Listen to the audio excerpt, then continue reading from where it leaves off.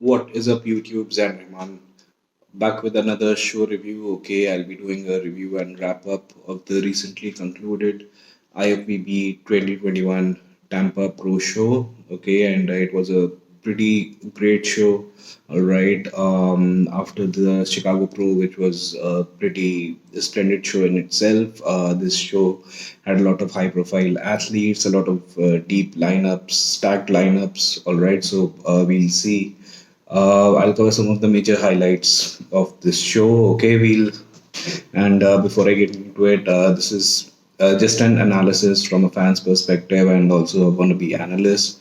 So I'm not shitting on anybody. I'm not saying anyone is not as good as anyone else. Okay, this is just how the sport of bodybuilding and physique is, and don't feel triggered because people are judged on the basis of how they look in this sport, and it does a lot of positive things for a lot of people, and a lot of people are able to build a good life for themselves doing something that they love to do. Okay, so it's all positive and it's just the way that it is. And I'm shit, and these are some of the world's best athletes.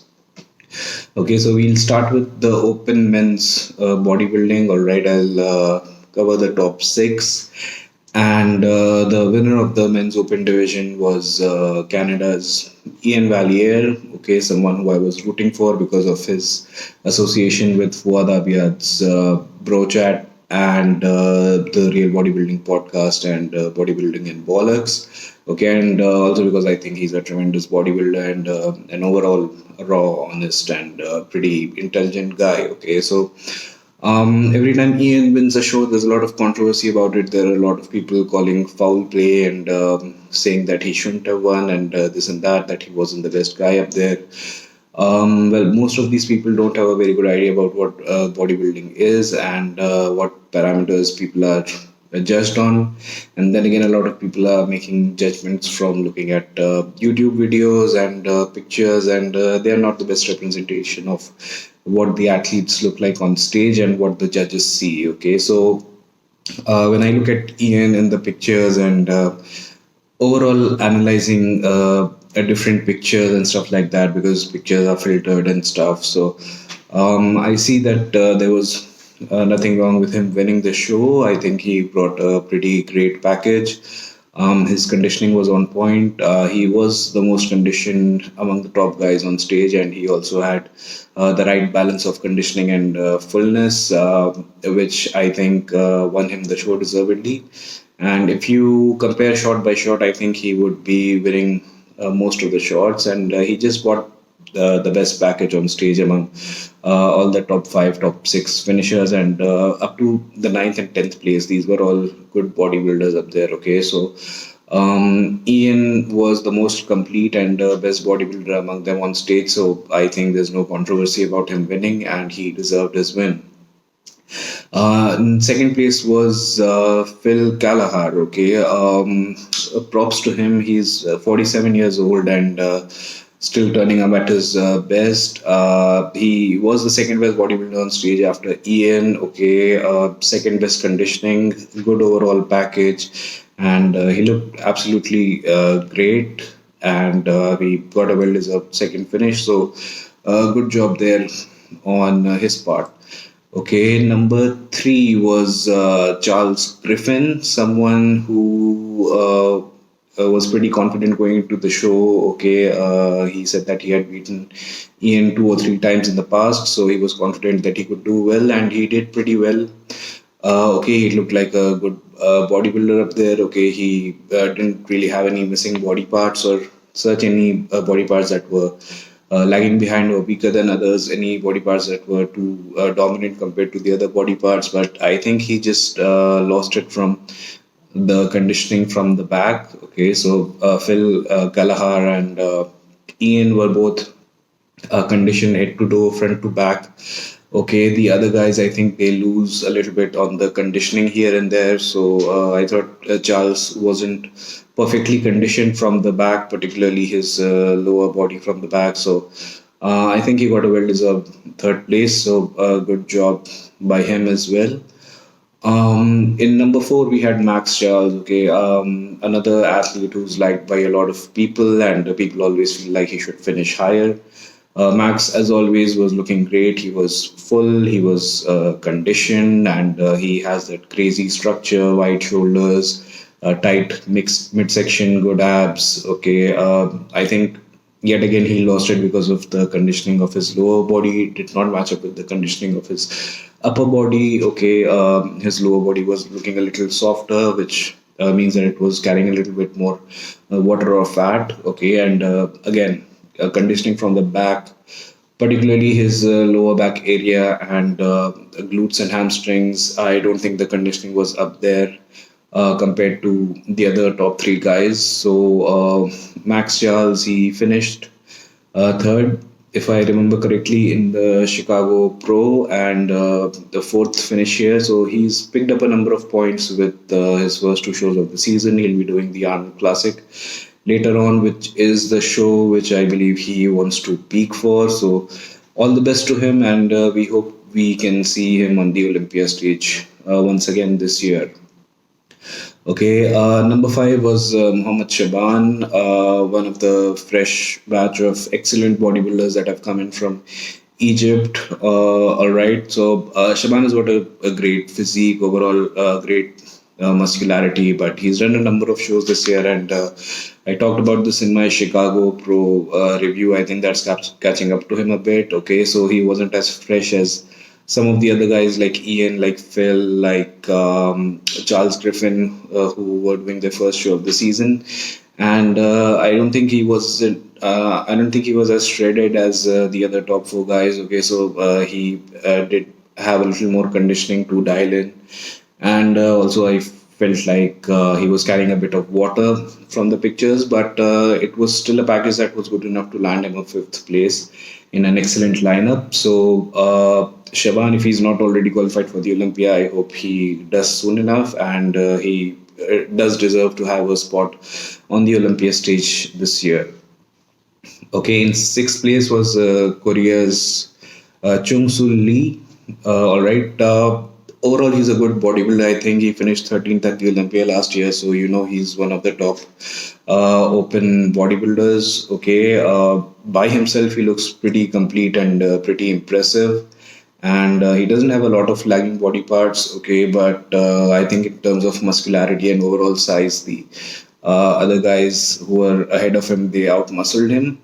And also, I think his conditioning can be a little bit better, particularly from the back. So you see, apart from Iain and Phil, a lot of these guys lost from the top places because of the conditioning from the back, the conditioning of the lower body, not having ripped glutes. So that's the judgment that I made from the pictures and stuff. So that was definitely a factor that separated the men from the boys, so to speak, at the show. So this is how the top six guys lined up. So great job on all their parts and their coaches, and kudos to them for putting up a good show.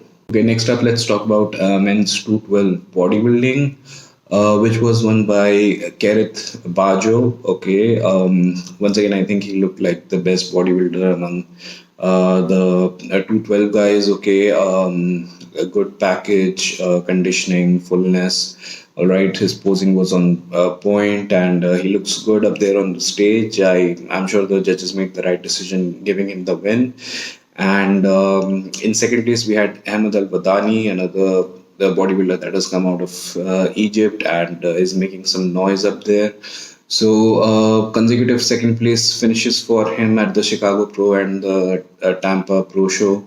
Okay, so he did say that he wouldn't be stopping until he qualifies for the Olympia. So I hope he can keep that momentum and mindset going for the next upcoming shows that he would be participating in. And I hope he gets the Olympia qualification because yet again, great physique on this guy, some great outstanding body parts. So good luck to him. In third place, we had Dedrick Lewis, who was pretty confident going into the show. Okay, and he was going in for the win. Pretty good bodybuilder, great physique overall, but I haven't seen any stage shots of him or of Ahmed, and no comparison shots that I could find online. So I'm not sure what separated him from the top two places exactly, but I'm sure it was the overall package, the overall conditioning and presentation and stuff like that. And the pictures I'm using on this video are from Sulio's Buys and Tries on Instagram, and also from the IFBB Pro League Instagram account, and also from some of the players' athletes' personal accounts. Okay, so that is that. And in fourth place, we had John Jewett, someone who I have become a fan of recently because of how knowledgeable he is, and also the excellent bodybuilder that he is. Okay, he's pretty much built up a reputation for himself as the conditioning king of the 212 division. So his conditioning is always on point.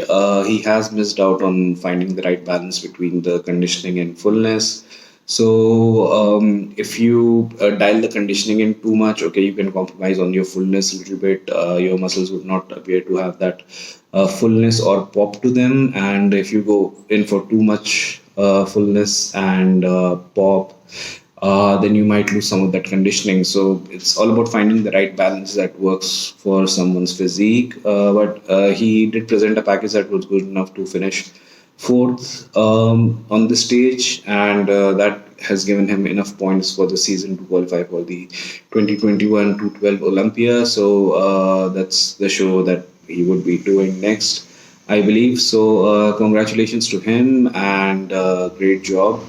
And since we're talking about the Jewetts, his wife, Renee Jewett, she won the wellness division. Okay, and I think her package was exactly on point. She looked great, and wellness like bikini is not all about conditioning. Your muscles and your body parts need to have the round, full appearance to them, and you need to be conditioned enough to be the winner. Okay, so I think she brought the right package and deservedly won. She had placed third at the Chicago Pro Wellness. She would have qualified for the Olympia if she had finished second, but this win at the Tampa Pro guarantees her a place at the 2021 Olympia, which would be the first time that the wellness division would be at the Olympia. So, good job on her part, and also her husband John, who's also a coach. And all the best to the Jewetts for the 2021 Olympia. Next up, we'll quickly touch on Classic Physique, which was won by Urs Kalisinski, who's from Germany. And I think he was the most conditioned classic guy on the stage. Okay, his package was on point, right amount of fullness to his physique. His posing was good. He looked classic, and that's part of what classic is all about. So congratulations to him, and he would be going to the Olympia. And a lot of people's favorite going into this show for the classic physique was Steve Laurius, okay, who has an incredible physique. I think he has a textbook classic physique that is almost as good as Chris Bumstead, if not equally as good. Okay, so he has been he had taken a year off almost, okay, because he was overcoming some personal adversity, some losses that he had suffered in his family, okay, and he had put on a lot of muscle, and got back into bodybuilding and classic physique. And I think he missed out on the conditioning a little bit here. Okay, he looked great. His presentation was great, of course, but his conditioning, if it would have been better, I think he would have had a better placing. But good job on his part coming in fourth, and it would be interesting to see what shows he does this year to try and qualify for the Olympia, or if he chooses to do that. So all the best to him for the remainder of the season if he chooses to compete, or for his off season if he decides to go into an off season and come back again next season. And want to give a quick shout out to Robert Waterhouse from England. Okay, this was his second pro show, I believe, and the classic physique division had a lineup of over 40 competitors, and he's a lifetime national athlete. So all these other guys and women, they're using steroids and performance enhancing drugs by their own admission, but he's a lifetime national athlete, which means that he has not ever used any of these substances or drugs or whatever. And I think he looked absolutely incredible. He placed 14th in a class of 40 plus people, like I said, which I believe is a great achievement for a national bodybuilder at the highest level. Okay, and he looked incredible. I think he's a great standard bearer for national bodybuilding and a good representative for it. So I hope he would keep paving the way for national bodybuilders and keep accomplishing great things in his IFBB career. Okay, we'll quickly talk about men's physique, which was won by Lucky Libra on Instagram. Andre Ferguson, okay, he's one of the winningest athletes in bodybuilding. Okay, a very large number of pro show wins. So as long as he was competing, if anyone who else would have come in and beaten him, that would have been quite an achievement and a headline. But there wasn't anyone good enough in the judges' eyes, and rightfully yet another win for Lucky Libra. And deservedly, he would be at the Olympia stage once again, where I would want him to do pretty good. Okay, so good job and all the best, Andre Ferguson. Okay, last up but not the least, definitely we'll talk about the Bikini Division, okay, which was pretty stacked. We had not one, not two, but three high-profile bikini competitors going into the show. One of them was Isa Pecini or Elisa Pecini from Brazil, former Bikini Miss Olympia, defending Arnold champion, multiple time top 5, top 6 Olympian. I think she was 6th last year. And she was a hot favorite going into the show. So was Jennifer Dory, who finished 2nd at the Olympia last year, and Laurius Chapardos, of course, who I believe was 5th at the Olympia last year, and had just come into this show on the back of her win at the Tampa Pro, where she dominated. So it was going to be a pretty exciting show in the Bikini Division, and so it was.